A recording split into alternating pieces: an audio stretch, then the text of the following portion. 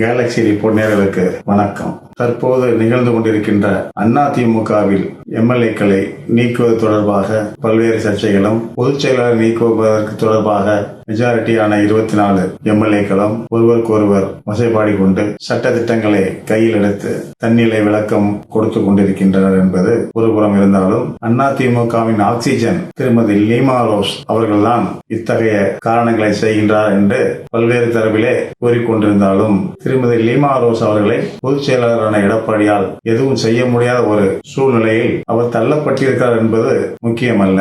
அவர் தன்னிலை மறந்து திருமதி லீமா ரோஸ் அவர்களிடமிருந்து பெறப்பட்ட கோடிக்கணக்கான பணமே அவர் ஊமை கனவு கண்டது போல தெரிந்து கொண்டிருக்கிறார். அதாவது இந்த மாதிரி சூழ்நிலையில இருக்கிறதுனால அவரால் எதையும் வேகமாக எடுத்து ஒரு முடிவுக்கு வர முடியாத ஒரு சில சூழ்நிலையில் தான் அதிகாரம் இழந்த எடப்பாடியாக சுற்றி திரிந்து கொண்டிருக்கிறார். இவர் எல்லாவற்றையும் அனுப்பிவிட்டு தான் மட்டும் ராஜாவாக இருக்கலாம் என்று ஒரு பகல் கனவு கண்டவர் போல தெரிந்து கொண்டிருக்கிறார். இந்த மாதிரி சூழ்நிலையில தான் இவர் மெல்லவும் முடியாமல் விற்கவும் முடியாமல் சிக்கி தவித்துக் கொண்டிருக்கிறார் என்பதுதான் இங்க ஒரு வேடிக்கையான விஷயம். இருந்தாலும் இதற்கான தெளிவுகள், கழகத்தில் கழகம் பிறந்தால் நியாயம் பிறக்கும் என்பது போல உண்மையான ஒரு தலைவரை விரைவில் நாம் காண முடியும். மேலும் நிதியமைச்சர் திரு செங்கோட்டையன் அவர்கள் பற்றிய ஒரு வீடியோவை அரசியல் எதிரிகள் தான் இதை சித்தரித்து தேவையில்லாமல் இவருக்கு நற்பெயருக்கு களங்கம் கற்பிக்க வகையிலே வெளியிட்டிருக்கிறார்கள். இந்த சந்திப்பானது பொருளாதார குற்ற வழக்கின் குற்றவாளியாக இருக்கும்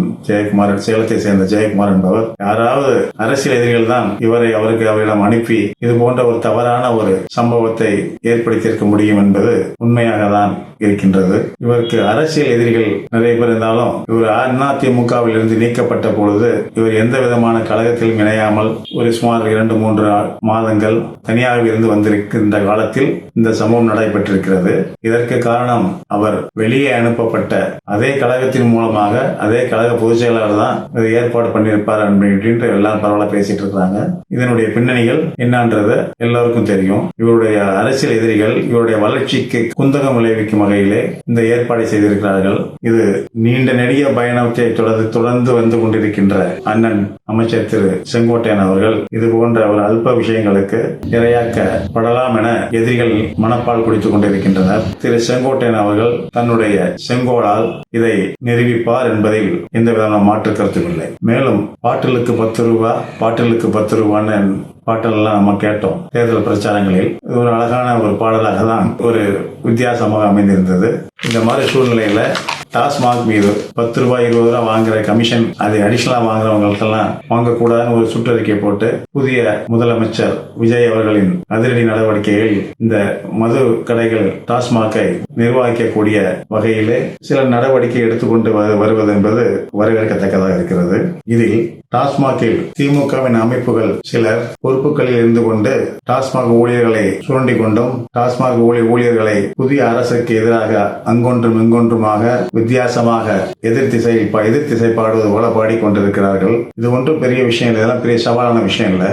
இதெல்லாம் ஈஸியா முதல்வர் கவனிப்பார் என்பதில் மாற்று கருத்து இல்லை. இந்த மாதிரி சூழ்நிலையில அண்டை மாநிலமான ஆந்திராவில் வைன் ஷாப்பும் இருக்கிறது, கள்ளு கடைகளும் திறந்து வைத்து வியாபாரம் செய்து கொண்டிருக்கிறார்கள். இவை இரண்டுமே அரசுக்கு ஒரு சிறப்பான வருவாயை ஈட்டித் தருகின்ற ஒரு நோக்கமாக தான் அண்டை மாநிலமான ஆந்திராவில் நடைபெற்றுக் கொண்டு வருகின்றன. மேலும் தென் தமிழகத்தில் வாழ்கின்ற பனைமர தொழிலாளிகள் இந்த கள்ளுக்கடை ஏலத்தில் நடத்துவதற்கு கள்ளுக்கடை திறப்பதனால் ஏழை விவசாயிகளும் பனைமர தொழிலாளிகளும் சில இடங்களில் அதிகமான எண்ணிக்கையில் இந்த தொழிலாளர் காணப்படுவதால், தொழிலாளர் கஷ்டத்தில் வசித்து வருவதால் இவர்களுக்கு வாழ்க்கைக்கு ஒரு வழிகாட்டுதலாக இந்த கள்ளுக்கடை திறந்தால் இவர்களுக்கு வாழ்க்கை கண்டிப்பாக நல்ல முறையில் அமையும் என்பதை நாம் இங்கே கூறிக்கொள்ள முடியும். கள்ளுக்கடை திறப்பு அரசின் அனுமதியுடன் வழங்கப்படுமானால் மெஜாரிட்டி, அதாவது தென் மாவட்டங்களில் உள்ள மெஜாரிட்டி பீப்புள்ஸ் தமிழக வெற்றி கழகத்திற்கு உறுதுணையாக இருப்பார்கள் என்பதில் எந்த மாற்று கருத்தும் இல்லை.